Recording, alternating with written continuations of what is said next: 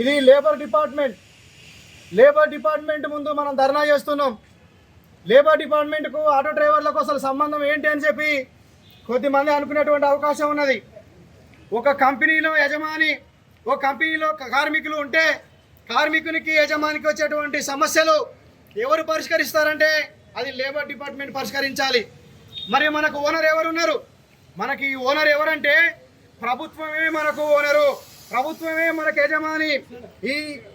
అట్లాగే ఏదైతే transport department ఉందో, ఏదైతే రవాణా శాఖ ఉందో ఆ రవాణా శాఖ మనకు యజమానిగా ఉన్నారు. కనుక మీటర్ ఛార్జీలు పెంచాల్సినటువంటిది అది ఆర్టీఏ డిపార్ట్మెంటే. సంక్షేమ బోర్డు ఇస్తానది ఆర్టీఏ డిపార్ట్మెంటే. అంటే చాలా సమస్యలకు పరిష్కారం చేయాల్సినటువంటిది ఆర్టీఏ డిపార్ట్మెంట్.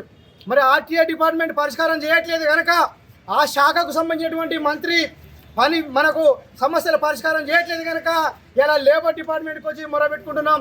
లేబర్ డిపార్ట్మెంట్ ఒక మధ్యవర్తిగా ఉన్నటువంటిది లేబర్ డిపార్ట్మెంట్.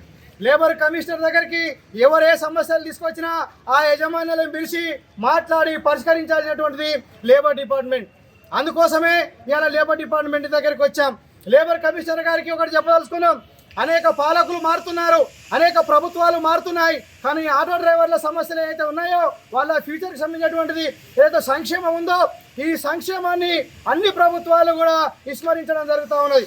30 ఏళ్ళకెళ్ళి మేము పోరాడుతూ ఉన్నాం ఆటో డ్రైవర్లుగా. మోటార్ కార్మికులకు ఒక సంక్షేమ బోర్డు ఉండాలి.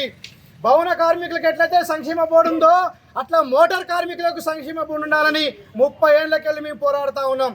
అందులో భాగంగానే కాంగ్రెస్ పార్టీ దాన్ని ఒక టేక్ ఓవర్ చేసింది. మన ఏదైతే 2023లో ఎన్నికల సందర్భంగా కాంగ్రెస్ పార్టీ మేనిఫెస్టోలో పెట్టింది, ఓ ఆటో డ్రైవర్ కార్మికులారా, ఓ మోటార్ కార్మికులారా, మా ప్రభుత్వం వస్తే రేపు మా పార్టీని మీరు గెలిపిస్తే మేము అధికారంలోకి రాగానే మీకు సంక్షేమ బోర్డు ఇస్తాం. మీ ఆటో మెయింటెనెన్స్ చేసుకోవడానికి మేము సంవత్సరానికి 12,000 రూపాయలు ఇస్తాం. మీ మీటర్ ఛార్జీలు పెంచుతాం. నగరంలో తగినన్ని పార్కింగ్ స్థలాలు కేటాయిస్తాం. ఇండ్లు లేనటువంటి వాళ్ళందరూ కూడా ఇండ్లు ఇస్తాం, జాగాలు ఇస్తాం, అన్ని రకాల సమస్యలు పరిష్కారం చేస్తామని చెప్పి హామీని ఇచ్చారు. కానీ కాంగ్రెస్ పార్టీ అధికారంలోకి వచ్చి సుమారుగా 7 నెలల కాలం అవుతున్నది, కానీ ఎక్కడ సమస్యలు ఎక్కడే ఉన్నాయి. నువ్వు చేసినటువంటి మొట్టమొదట ఏం చేశావు? మహిళలకు ఉచిత ప్రయాణం ఆర్టీసీలో కల్పించావు. సంతోషం, మా యూనియన్ కూడా అభినందిస్తుంది.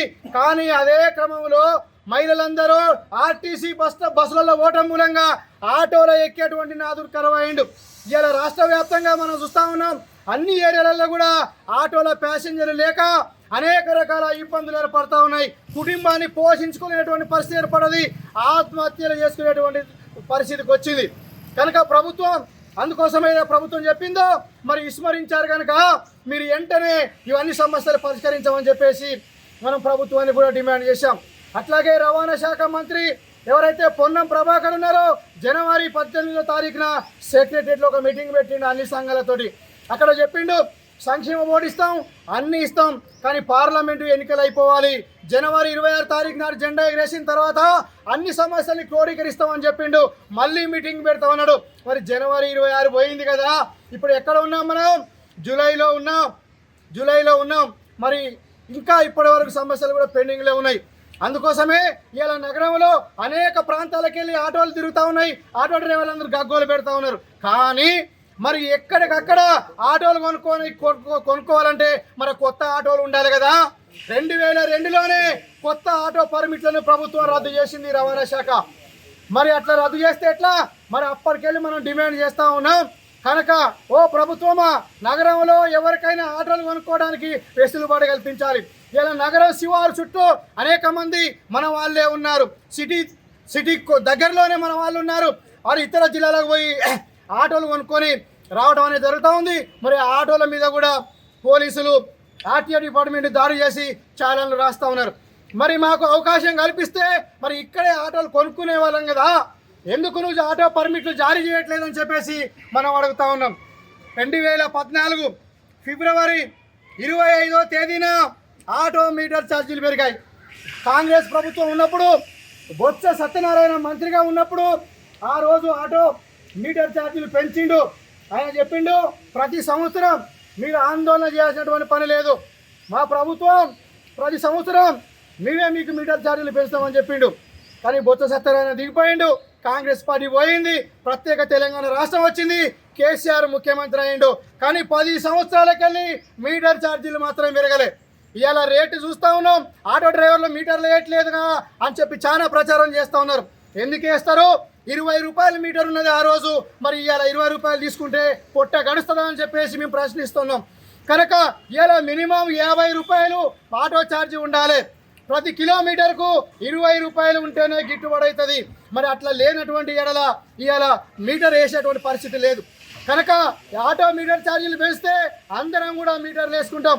ఇవాళ మోటార్ రంగంలోకి ఓలా, ఊబర్ సంస్థలు వచ్చాయి. పిచ్చల విడిగా ఆర్టీఏ పర్మిషన్లు లేకుండా అడ్డగోలుగా నడుస్తూ ఉన్నాయి. ఇవాళ ఆటోలు కానీ, కార్లు కానీ, బైకులు కానీ అన్నీ కూడా ఓలా, ఊబర్ సంస్థలోకి వెళ్ళిపోయిన తర్వాత ఇవాళ వాడు విపరీతంగా మన శ్రమను దోసుకుంటున్నాడు. 100కి 20% ఓలా, ఊబర్ సంస్థలే డబ్బులని కొట్టేస్తున్నటువంటి పరిస్థితి ఉన్నది. కనుక ఓలా, ఊబర్ సంస్థలను నిషేధించాలి. ప్రభుత్వమే ఒక యాప్ను తీసుకురావాలి. ఆ యాప్ ద్వారా మనకు సౌకర్యం కల్పించాలని మనం ప్రభుత్వానికి డిమాండ్ చేస్తూ ఉన్నాం. అట్లాగా మహాలక్ష్మి పథకం ద్వారా నష్టపోతున్నటువంటి డ్రైవర్లందరికీ కూడా సంవత్సరానికి 6,000 రూపాయలు ఇవ్వాలి. అట్లాగే ఆటో మెయింటైన్ చేసుకోవడానికి 12,000 రూపాయలు ఇవ్వాలి. నగరంలో తగినన్ని ఆటో పార్కింగ్లు ఇవ్వాలి. కొత్త ఆటోలకు పర్మిట్లు ఇవ్వాలి. ఇండ్లు లేని నిరుపేదల డ్రైవర్లందరికీ కూడా ఇల్లు కట్టి ఇవ్వాలి, ఇంటి జాగాలు ఇవ్వాలి అనేటువంటి డిమాండ్ మనం చేస్తూ ఉన్నాం. ఈ కాంగ్రెస్ పార్టీ పట్టించుకోవట్లేదు. అట్లాగే గతంలో ఉన్నటువంటి పార్టీ అట్లాగే ప్రభుత్వాలు కూడా పట్టించుకోలేదు. లేబర్ డిపార్ట్మెంట్ అధికారులారా, మోటార్ కార్మికుల సమస్యలు మా యజమానులు పట్టించుకోవట్లేదు కనుక మీరు జోక్యం చేసుకోవాలి, మూడవ మనిషిగా జోక్యం చేసుకోవాలి. కనుక మీరు జోక్యం చేసుకొని అధికారులను పిలిపించి మోటార్ కార్మికుల సమస్యలు పరిష్కరించడానికి ఈ లేబర్ డిపార్ట్మెంట్ ప్రయత్నం చేయాలని, అందులో భాగంగానే ఈరోజు మనం ఇక్కడ ధర్నా చేస్తూ ఉన్నాం. ఈ ధర్నా ఇంతటితో ఆగదు. నగరంలో ఎన్ని ఆర్టీఏ కార్యాలయాలు ఉన్నాయో అన్ని ఆర్టీఏ కార్యాలయాలను ముట్టడించేటువంటి ప్రయత్నం కూడా మనం చేద్దాం. అటువంటి తేదీలు కూడా పెట్టుకుందాం. అన్ని ఆర్టీఏ కార్యాలయాల్లో మనం ధర్నాలు చేసి అక్కడ అధికారులకు కూడా మెమోరాండం ఇవ్వాలి. ఇలా ఆర్టీఏలకు డైరెక్ట్గా పోతే పని అయ్యేటువంటి పరిస్థితి లేదు. మొత్తం ఏజెంట్ల రాజ్యం నడుస్తుంది. ఒక బ్రోకర్ల రాజ్యం ఆర్టీఏ డిపార్ట్మెంట్లో ఉంది. మొత్తం లంచగొండి వ్యవస్థ ఆర్టీఏ డిపార్ట్మెంట్లో ఉంది. కనుక అక్కడికి కూడా పోయి మనం ఆందోళన చేస్తాం. నగరంలో ఎక్కడికక్కడ పిలుపునిస్తాం. అన్ని చౌరస్తాలలో కూడా రోడ్లను దిగ్బంధం చేయనట్టు పిలుపునిస్తాం. కనుక ఇవన్నీ చేయకముందే ప్రభుత్వం లేబర్ డిపార్ట్మెంట్ జోక్యం చేసుకోవాలి. అట్లాగే ట్రాన్స్పోర్ట్ మినిస్టర్ని కానీ, ట్రాన్స్పోర్ట్ కమిషనర్ కానీ ఇక్కడికి పిలిపించాలి. ఆటో యూనియన్లతో చర్చలు జరపాలి. ఆ చర్చలలో అన్ని రకాల సమస్యలు పరిష్కరించుకోవడానికి డిపార్ట్మెంట్ కృషి చేయాలని చెప్పేసి, ఈ డిపార్ట్మెంట్ ప్రయత్నం చేయాలని చెప్పేసి ధర్నా చేస్తున్నాం.